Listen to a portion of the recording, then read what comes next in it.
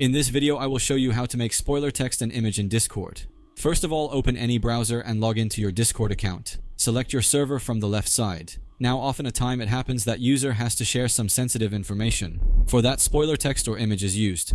To make your text spoiler, simply add the vertical line symbol twice from your keyboard in the starting of your text. Give space after entering it, then enter your text. Give space, and then add these lines again at the ending of your message. Press the Enter key and you will see that your spoiler text has been sent. To view it, you have to click on it and it will become visible. Now to make a spoiler image, click on this plus icon from here and select the option Upload a File. Choose the image you want. After it's selected, you will see some options above it. Click on this small eye icon which is used for spoiler attachment. Press the Enter key to upload it. Now you can see that the image is blur. Click on it and then it will become clearly visible. Mastering spoiler tags for text and images in Discord enhances your ability to communicate effectively while maintaining privacy and respect for others' preferences. Whether you're sharing sensitive information or just adding a bit of mystery to your messages, spoiler tags are a valuable tool in your Discord toolkit.